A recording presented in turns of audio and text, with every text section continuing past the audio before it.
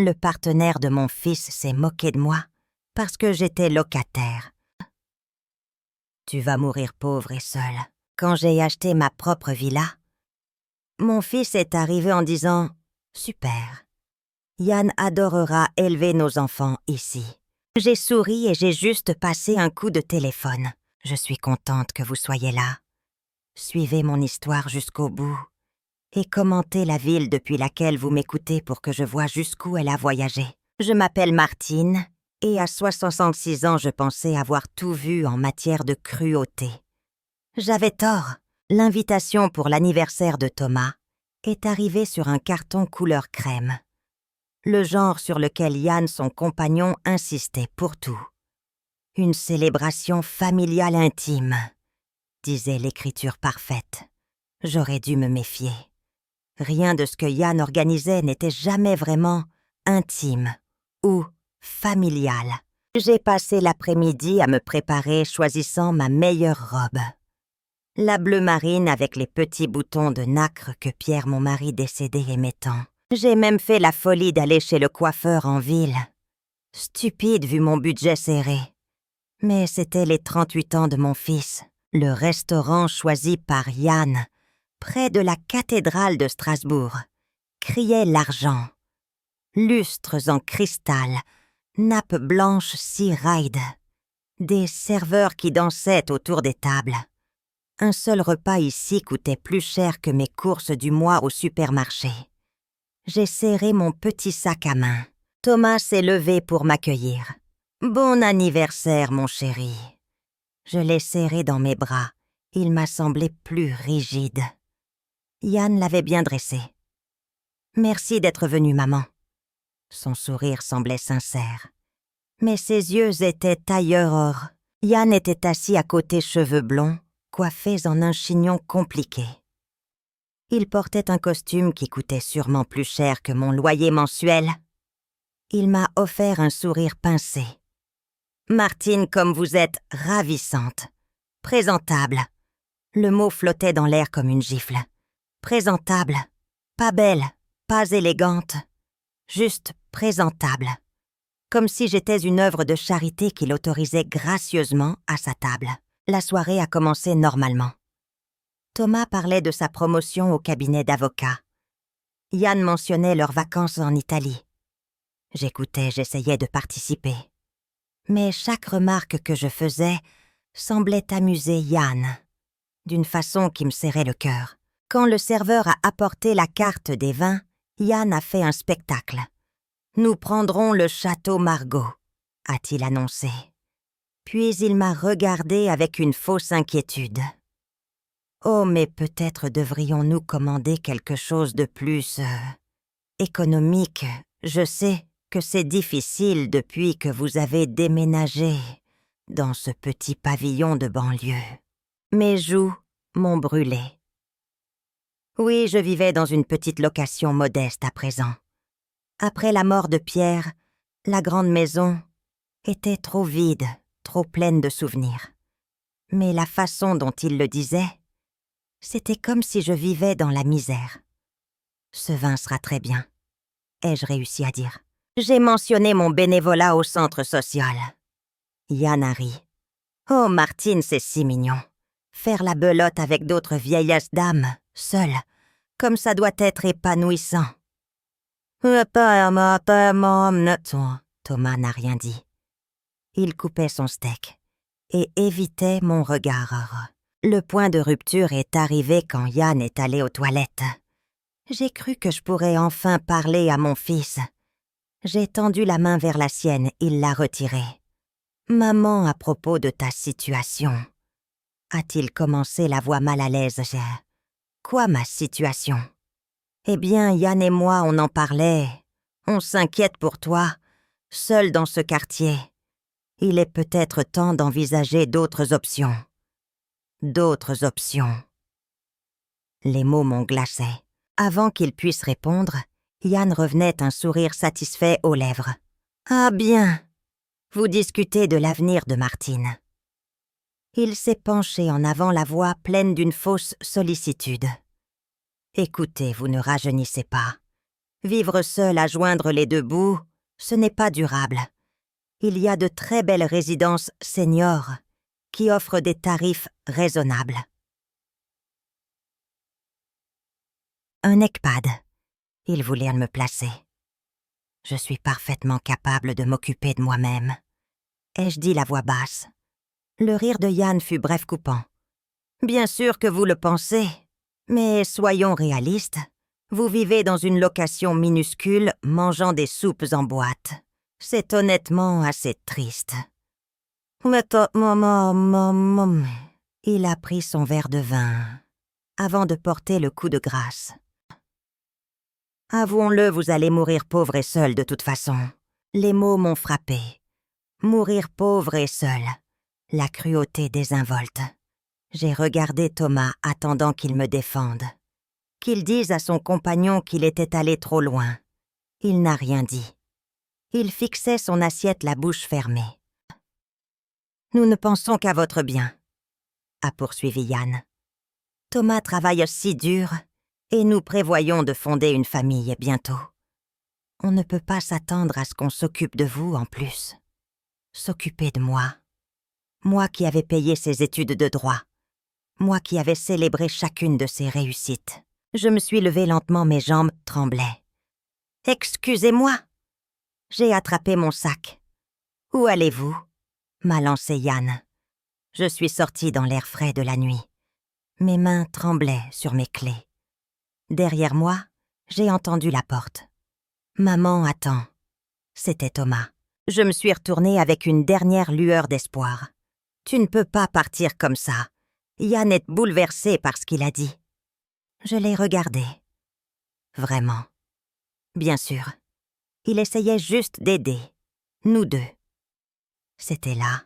Même maintenant, il prenait son parti. Il trouvait des excuses à sa cruauté. J'avais perdu mon fils. Dis-lui de ne pas s'inquiéter pour moi. Ai-je dit doucement. Je vais très bien m'en sortir. C'était un dimanche silencieux. Cette nuit-là, dans mon petit pavillon de banlieue, j'ai pleuré. Mais entre le chagrin et l'humiliation. Quelque chose de dur s'est installé. Ils pensaient me connaître. Ils pensaient que j'étais une pauvre vieille femme pathétique et sans rien. Ils avaient tellement tort. Le lendemain matin, je me suis réveillée avec une détermination nouvelle.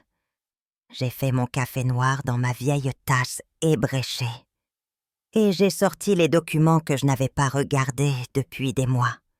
Relevés bancaires, portefeuille d'investissement, titres de propriété. Des papiers qui racontaient une histoire très différente. La plupart des gens seraient surpris d'apprendre que la pauvre vieille femme valait un peu plus de 8 millions d'euros. Pierre, mon mari, avait été brillant avec l'argent. Des investissements intelligents, une assurance vie conséquente. « Prends soin de toi, Martine », disait sa lettre. « Tu mérites mieux. » Mais j'avais fait le choix de vivre simplement, surtout après que Thomas ait rencontré Yann. J'ai vu Yann transformer mon fils en quelqu'un qui se souciait plus des apparences que des gens. Alors j'ai décidé de les tester. J'ai déménagé dans ce petit pavillon. J'ai gardé ma vieille Twingo. Je voulais voir s'il m'aimerait pour moi ou pour ce que je pouvais offrir. Le dîner d'hier avait répondu à la question. Mon téléphone a sonné. Thomas. J'ai laissé sonner. Puis j'ai répondu. Maman, Dieu merci. Pour hier soir. Yann se sent horriblement mal. Il n'a pas voulu dire ça. Comment voulait-il le dire alors? Il était juste inquiet. Nous le sommes. On t'aime. Le mot « aimer » sonnait creux. Tu lui pardonneras. Viens dîner ce week-end. Yann veut s'excuser. J'imaginais Yann répétant ses excuses devant le miroir. J'y réfléchirai. J'ai raccroché et j'ai appelé mon notaire, Maître Leclerc. Martine, comment vont les choses? Compliqué. J'ai besoin de faire des changements sur mon testament. Quel genre de changement? J'ai respiré profondément pensant au silence de Thomas. Je veux retirer mon fils comme bénéficiaire. La pause de Maître Leclerc fut brève. C'est une décision importante. Disons que j'ai appris des choses sur son caractère qui me préoccupent. D'accord. À qui désignez-vous les biens? J'y avais pensé. Une association que Pierre et moi soutenions. Solidarité Seniors. Elle aidait les personnes âgées, abandonnées par leur famille. Des gens comme moi. Je veux que tout aille à Solidarité Seniors, ai-je dit. Chaque centime. C'est très généreux. Êtes-vous certaine? Je pensais au rire de Yann. Je suis certaine. Quand voulez-vous signer? Aujourd'hui. Après, je suis allée dans ma chambre. Derrière mes vêtements modestes, il y avait la garde-robe de la femme que j'étais. J'ai sorti un tailleur noir Chanel. Il m'allait toujours parfaitement. J'avais caché qui j'étais, pour protéger les sentiments de gens qui se moquaient des miens. Fini. En rentrant du bureau de Maître Leclerc, je me suis arrêtée chez le coiffeur. Madame Martine déjà de retour. Je veux un changement. Quelque chose de plus. Moi. 2 heures plus tard, mes cheveux argentés étaient coupés en un carré élégant. Ce soir-là, j'ai bu un verre de vin. Pas la piquette habituelle, mais une bonne bouteille de la cave de Pierre. J'ai levé mon verre à sa photo jaunie sur la cheminée. Tu avais raison, mon chéri. Je mérite mieux. Un texto de Thomas. Maman Yann veut vraiment arranger les choses. Viens dîner dimanche. Il prépare ton rôti préféré. Oh non, Nassau. J'ai regardé le message un long moment avant de répondre. Je serai là, mais je ne viendrai pas en victime. Je viendrai en tant que Martine. Demain, je commencerai à chercher une maison. La chasse à la maison a commencé le lundi. Patricia, l'agent immobilier, m'a dit en entrant dans l'allée circulaire de la 3e propriété. Je pense que vous allez adorer celle-ci. Elle n'avait pas tort. Une magnifique maison de maître près du parc de l'Orangerie à Strasbourg. Sur un terrain parfaitement entretenu. 6 chambres, 4 salles de bain. Une bibliothèque avec des étagères jusqu'au plafond. Une cuisine de magazine. Le prix demandé était de 780 000 €. Une fortune, mais bien dans mes moyens. Elle est magnifique, ai-je soufflé. C'était ce que Pierre aurait voulu pour moi. C'était la vie que je méritais. Je la prends, ai-je dit. Patricia a cligné des yeux. Vous ne voulez pas voir l'étage ou négocier? Au prix demandé, ai-je interrompu. Paiement comptant. Sa surprise était comique. Comptant, on peut boucler ça en 2 semaines. Absolument. Le vendredi, je signais les documents et recevais les clés. Je n'avais gardé que l'essentiel. Les photos de Pierre, mes livres. J'ai attendu d'être installée avant d'appeler Thomas. 3 semaines avaient passé. Je n'étais jamais allée à ce fameux dîner du dimanche. Maman, où étais-tu? On t'attendait, Yann était si inquiet. Je me suis installée dans mon nouveau fauteuil en cuir. J'ai été occupée. J'ai déménagé. Déménagé où ça? J'ai acheté une maison, Thomas. Une vraie maison. Un long silence. Tu as acheté une maison? Comment, quel genre? Une belle maison de maître près de l'Orangerie. 6 chambres. Je m'y plais beaucoup. Près de l'Orangerie. Sa voix s'est brisée. Maman, ces maisons coûtent plus que ce que tu pensais que je pouvais me permettre, j'imagine. Je ne comprends pas d'où vient cet argent. J'aurais pu tout expliquer. Les investissements, la planification de Pierre. Ton père était un homme très avisé, ai-je simplement dit. Mais tu disais, tu avais du mal. Le petit pavillon.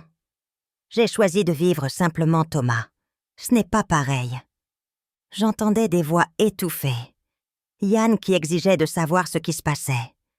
Eh bien, c'est formidable, maman. Vraiment. On devrait venir la voir.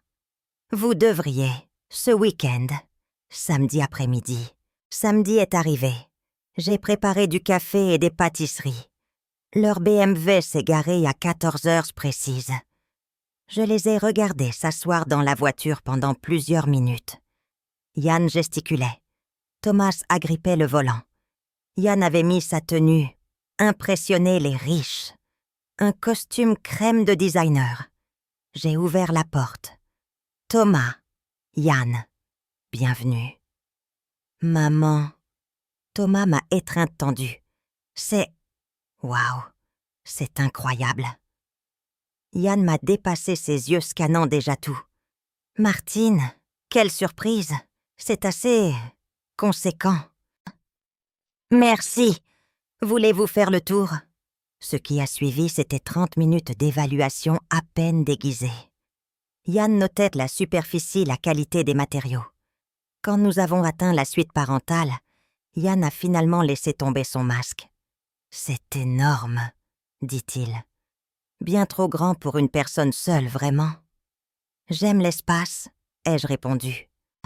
Oh, bien sûr. Mais soyons pratiques. Il s'est tourné vers moi, avec ce sourire acéré. À votre âge, est-ce que vraiment prudent? Tous ces escaliers, l'entretien. L'isolement. Yann, dit Thomas mal à l'aise. Je suis juste pragmatique. Votre mère a presque 70 ans. Et si elle tombe? Je les ai ramenés au salon. Les impôts fonciers doivent être astronomiques, a ruminé Yann. Et le chauffage. L'entretien. Ça semble être un tel fardeau pour quelqu'un avec une petite retraite. Je me débrouille, ai-je dit. Yann a échangé un regard avec Thomas. Eh bien, c'est merveilleux. Mais nous pensions, n'est-ce pas chérie, à notre avenir? Nous essayons de fonder une famille. Nous sommes à l'étroit. J'ai siroté mon café et j'ai attendu. Ce que Yann essaie de dire, intervint Thomas, c'est que cette maison serait parfaite pour une famille qui s'agrandit. Toutes ces chambres perdues, a ajouté Yann les yeux brillants. Le grand jardin pour les enfants, ce serait idéal. Et vous auriez de la compagnie. Vous ne seriez plus seul. Nous pourrions prendre soin de vous. Vous aider avec l'entretien et les dépenses. Leur audace m'a coupé le souffle. Ils suggéraient que j'avais acheté cette maison pour eux. En plus, a continué Yann, ce serait tellement mieux pour les enfants. Ce quartier, ces écoles, c'est exactement ce que nous voulons. Qu'en penses-tu, maman? A demandé Thomas. Ce ne serait pas bien d'avoir la famille autour d'entendre des rires d'enfants ici.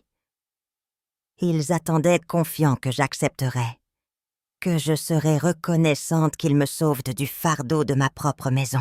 J'ai posé ma tasse. C'est une proposition intéressante. Le sourire de Yann s'est élargi. Je savais que vous comprendriez. On pourrait s'arranger. Vous gardez la suite parentale.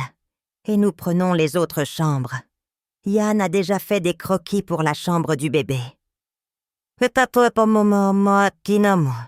Vous y avez vraiment réfléchi. Ai-je dit?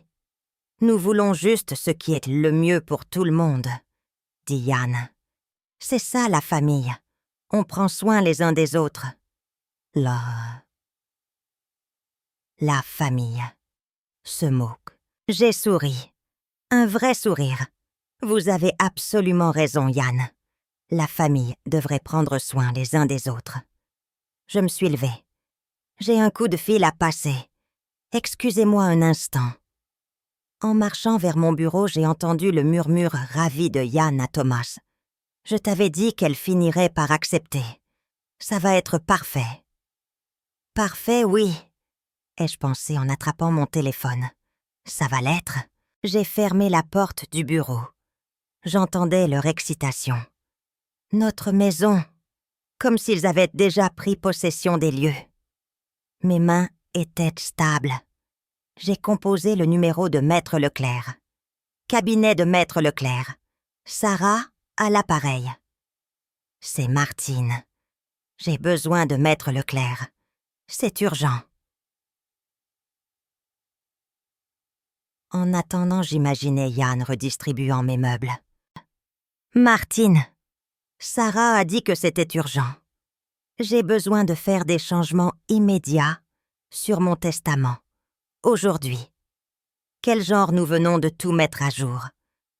Je veux ajouter une clause spécifique à propos de ma maison, très spécifique. Je vous écoute. Je veux qu'il soit clairement indiqué qu'en aucun cas mon fils ou son compagnon ne doivent hériter de cette propriété. Ils ne doivent jamais y vivre, jamais la posséder. La pause fut plus longue.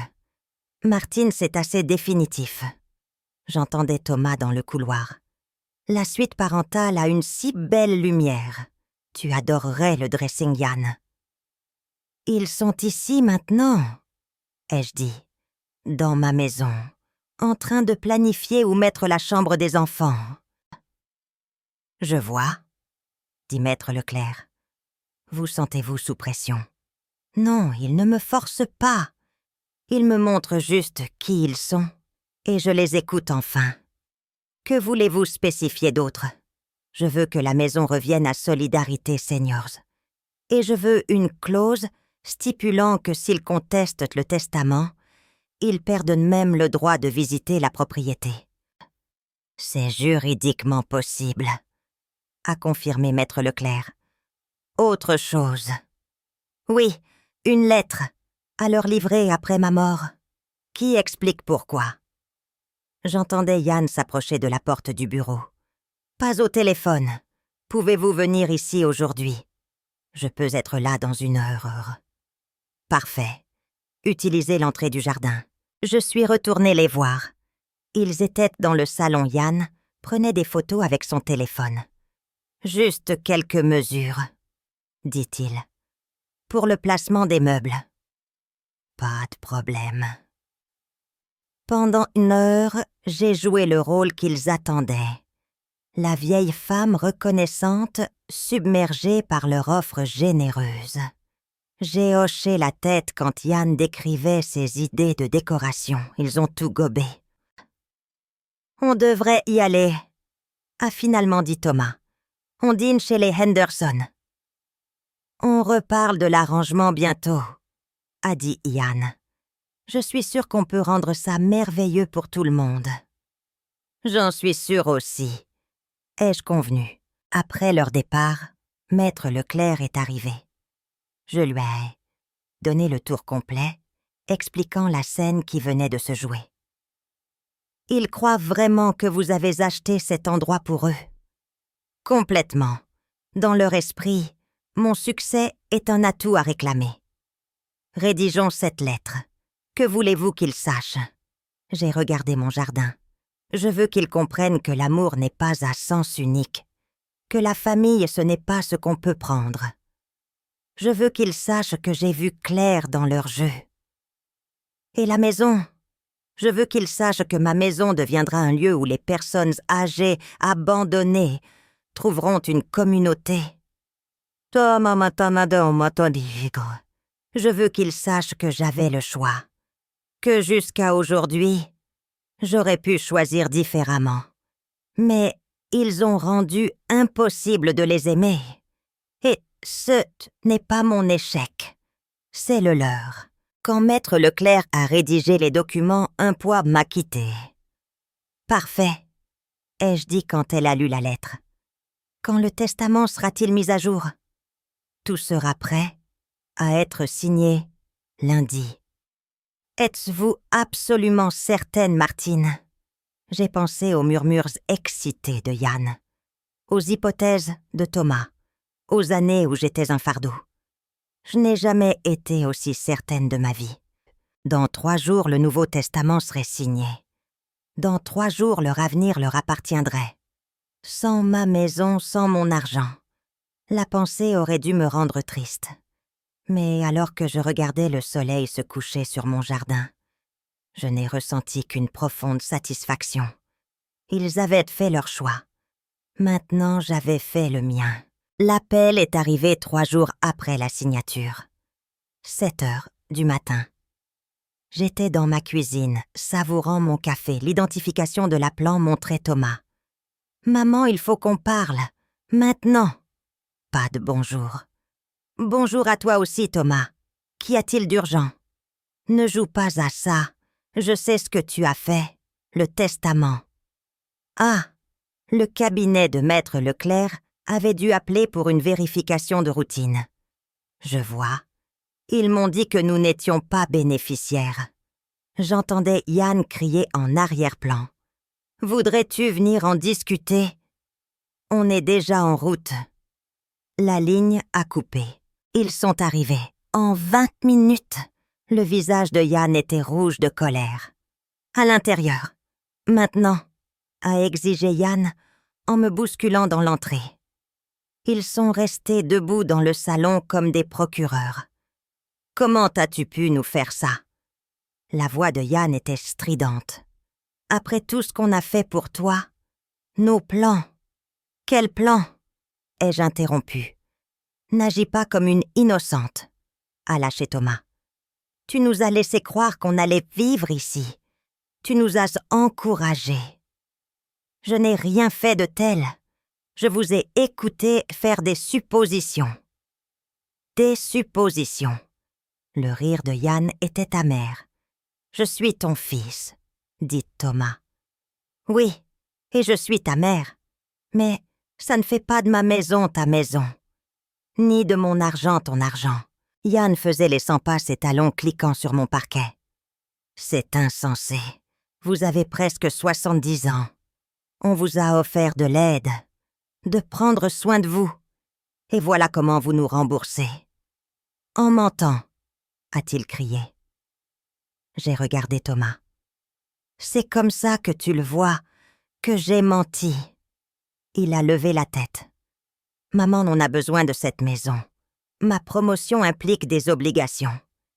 Et Yann est enceint. » Enceinte, le mot m'a échappé. La main de Yann s'est posée sur son ventre encore plat, son expression passant de la colère à la suffisance. 3 mois. On allait te le dire quand on emménagerait. En faire une fête. Un petit enfant. Un autre petit enfant que je ne connaîtrai jamais. La réalisation aurait dû me briser. Mais elle a renforcé ma résolution. « Félicitations », ai-je dit simplement. « Félicitations ». Yann Morter me regarda incrédule. « C'est tout. Ton fils va avoir un bébé. Qu'aimerais-tu que je dise? Que je suis désolée, que je vais arranger ça, que je vais vous remettre sur le testament. Où est votre place? » ai-je répété. « Maman, soyons raisonnables, » dit Thomas. « Tu n'as pas besoin de cet espace. Et avec un bébé... Alors achetez une maison plus grande. »« Avec quel argent ?»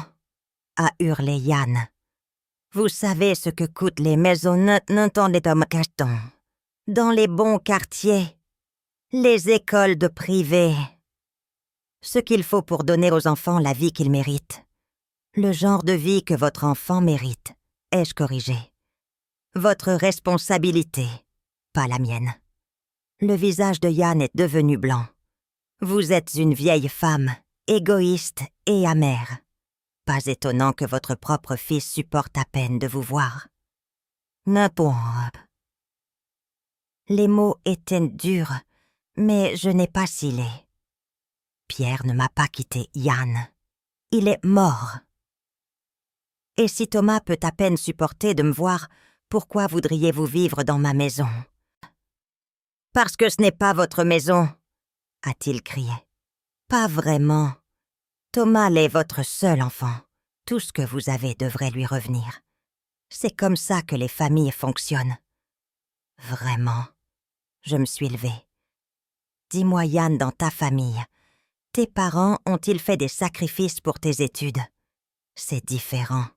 C'est ce que les parents sont censés faire. » Et les enfants, que sont-ils censés faire? Thomas m'a répondu. Ils sont censés être reconnaissants, s'occuper de leurs parents quand ils vieillissent. S'occuper d'eux, ai-je répété. Pas profiter d'eux, pas les traiter comme des fardeaux à gérer ou des actifs à réclamer. On ne t'a jamais traité comme ça, a protesté Thomas. Vraiment, vraiment. Alors pourquoi Yann a-t-il suggéré un EHPAD? Pourquoi m'a-t-il dit que j'allais mourir pauvre et seule? Pourquoi es-tu resté assis sans rien dire? Il était juste inquiet pour ta sécurité. Non, il était inquiet pour son confort, inquiet de devoir s'occuper d'une belle-mère vieillissante. Yann avait arrêté de marcher. Il me regardait avec une haine pure. Vous déformez tout. On vous a offert de rester ici. Vous m'avez offert de rester dans ma propre maison. Pendant que vous la preniez. Vous m'avez offert de gérer ma vie parce que vous avez décidé que je n'étais pas capable de le faire. Parce que vous ne l'êtes pas, a-t-il explosé. Regardez-vous, seul, pas d'amis, pas de vie sociale, rien à faire d'autre que de vous morfondre dans cette immense maison. On essayait de vous aider en donnant un sens à votre pathétique petite existence. Les mots flottaient dans l'air toxique. Thomas semblait enfin entendre ce que son compagnon pensait vraiment de moi. « Yann, dit-il doucement, ça suffit. Non, ta mère est cruelle. Elle nous punit. C'est une vieille femme jalouse qui ne supporte pas de voir les autres heureux. J'ai pris le dossier que j'avais préparé sur mon bureau. Des copies du Nouveau Testament. La lettre. Puisque vous semblez si intéressé par mon testament, ai-je dit en le tendant à Thomas. Vous devriez savoir toute la vérité. Il l'a ouvert avec des mains tremblantes. Yann lisait par-dessus son épaule. J'ai vu leur visage passer du choc à l'horreur. « Tu as tout laissé à une association », murmura Thomas. « Solidarité, Seniors. Oui, ils aident les personnes âgées abandonnées par leur famille. » Abandonnées. La voix de Yann était dangereuse. Nous ne vous avons jamais abandonné. Ne l'êtes-vous pas? Quand m'avez-vous appelé juste pour parler? Quand m'avez-vous invité sans rien vouloir? Quand m'avez-vous traité comme une personne que vous aimiez, au lieu d'une obligation? Yann a arraché les documents. Ça ne peut pas être légal. Vous ne pouvez pas déshériter votre seul enfant. Il y a des lois. Il y a des lois sur l'abus des personnes âgées, ai-je dit calmement. Sur la coercition. Mais aucune loi ne m'oblige à laisser mon argent à des gens qui me traitent avec mépris. On va contester, a-t-il grogné. J'ai souri. Lisez la dernière page, Yann. La partie sur ce qui se passe si vous contestez.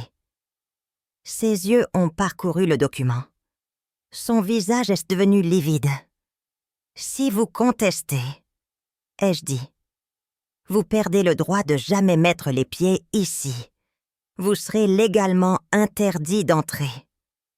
Tu ne peux pas faire ça, dit Thomas, la voix brisée. Je suis ton fils. Oui, mais être une famille ne vous donne pas le droit à ma vie, ni à mon argent, ni à ma maison. Yann a jeté les papiers au sol, le visage tordu de fureur. Vous le regretterez, quand vous mourrez seul dans cette maison. Quand vous n'aurez personne, vous vous souviendrez de ce moment. Je l'ai regardé. J'ai vu une petite personne avide. Je ne mourrai pas seul, Yann. Je serai entouré de gens qui ont appris comme moi que ce n'est pas le sang qui fait la famille. C'est l'amour, le respect, et vous ne m'avez montré ni l'un ni l'autre. Ils sont partis. Sur le seuil, Thomas s'est retourné une dernière fois. « Maman, s'il te plaît, il doit y avoir un moyen de réparer ça. » J'ai regardé mon fils, cet homme que j'avais élevé aimé. J'ai ressenti une profonde tristesse pour ce qu'il était devenu. Il y avait toujours un moyen, Thomas. Tu n'as juste jamais pris la peine d'essayer. Après leur départ, j'ai savouré le matin le plus paisible depuis des années. 6 mois ont passé. 6 mois de paix. J'ai rejoint un club de lecture. Je me suis remise à la peinture. Ma maison était devenue un foyer. L'appel est arrivé un mardi matin. J'étais dans mon jardin plantant des roses. « Allô, maman ?» La voix de Thomas était petite, hésitante. « Bonjour, Thomas. » Je me demandais si on pouvait parler. En personne. Je regardais mes roses. À propos de quoi? De nous. De ce qui s'est passé. Yann et moi, on a des problèmes. Bien sûr. Je suis désolée de l'entendre. Est-ce que je pourrais passer juste moi? Yann ne veut pas que je te contacte. Malgré tout, c'était mon fils. D'accord, cet après-midi. Il est arrivé à 14 heures. Il avait l'air fatigué et incertain. La maison est différente, dit-il. Elle est habitée, ai-je répondu. Nous nous sommes assis dans la véranda où se trouvait maintenant mon chevalet. Tu peins maintenant. J'ai toujours peint, Thomas. J'ai juste arrêté pendant des années. Il a fallu plusieurs minutes. Yann m'a quitté, a-t-il dit. Je suis désolée. Vraiment parce qu'il a dit que tu serais contente, que tu avais sûrement planifié ça. J'ai posé ma tasse. Je n'ai pas planifié la fin de ton mariage, Thomas. J'ai prévu de me protéger. Que c'est vraiment comme ça que tu nous voyais, comme des gens dont tu devais te protéger. La question était si confuse. Comment d'autres, quand m'as-tu appelé sans rien vouloir? Il resta silencieux. Je ne m'en souviens pas. Moi non plus. Mais je t'aimais. Je t'aime. M'aimes-tu moi? Ou l'idée de la mère qui doit être là, qui doit se sacrifier sans poser de questions. Des larmes ont rempli ses yeux. Je n'y accap. T'as mes pensées comme ça. Je sais, c'est ça le problème. Il s'est penché en avant. Maman, je sais que j'ai fait des erreurs. Je suis là pour réparer. Réparer quoi notre relation? Ou tu regrettes l'argent? Son viage s'est empourpré. C'est pas juste. Vraiment, votre situation financière est tendue, sans l'héritage. Et maintenant, tu veux reconstruire. L'argent n'a pas d'importance. Arrête! Ma voix était vive. Ne me mens pas, Thomas. Plus maintenant. Il s'est affalé. D'accord. Oui, les choses sont difficiles. Le divorce coûte cher. On avait compté sur ma maison, mon épargne. Dit comme ça semble horrible. Parce que c'était horrible. Vous m'avez traité comme une ressource à gérer. Mais je t'aimais, a-t-il insisté. J'ai étudié son visage. J'ai vu quelque chose que je n'attendais pas. Un vrai remords. Parle-moi du divorce. Quand il a réalisé que l'argent n'arriverait jamais, il a changé. Il a dit que je l'avais laissé tomber, en n'arrivant pas à contrôler ma propre mère. Il a ri amèrement. Et le bébé, son viager, s'est décomposé. Il a interrompu la grossesse. Il a dit qu'il n'allait pas s'encombrer d'un homme qui ne pouvait pas lui offrir le style de vie qu'il méritait. La cruauté m'a coupé le souffle. La perte de ce petit enfant. Je suis désolée, Thomas. C'est impardonnable. Il a dit que c'était de ta faute. Que si tu nous avais donné la maison... Est-ce que tu le crois? Il a regardé mon jardin. Je voulais le croire. C'était plus facile que d'admettre que j'avais choisi quelqu'un qui ne m'aimait que pour ce que je pouvais donner. de la même façon que tu ne m'aimais que pour ce que je pouvais te donner. » Les mots flottaient entre nous. Thomas s'est mis à pleurer, vraiment pleurer. « Je suis tellement désolée, maman, pour tout, pour ne pas t'avoir défendue, pour t'avoir tenue pour acquise. Je suis désolée de ne pas avoir été le fils que tu méritais. J'ai attendu. Ce n'était pas encore le pardon, mais peut-être le début. Thomas, regarde-moi. Je n'ai pas changé mon testament pour te punir. Je l'ai changé pour me protéger. Je ne pouvais pas continuer à donner des morceaux de moi à des gens qui pensaient que c'était leur dû. Je sais. Je le vois maintenant. Quoi, c'était pas pour moi, toi vraiment? Ou est-ce que tu espères que je vais changer d'avis sur l'argent? La question l'a frappé. Je ne sais pas. Je veux dire que l'argent n'importe pas. Mais je ne peux pas dire honnêtement que le perdre ne m'a pas amené ici. Son honnêteté m'a surprise. Au moins tu es sincère. J'essaye. Si je te disais maintenant que le testament ne changera pas, que tu n'hériteras jamais de cette maison ou de cet argent, quoi alors? Il resta silencieux un long moment. Alors, je suppose que je devrais apprendre à vivre avec. Et peut-être que je demanderai si je peux encore venir te voir. Pas pour me convaincre, juste pour passer du temps avec toi. Pourquoi? Parce que tu es ma mère, parce que je t'aime, et parce que je ne veux pas te perdre complètement.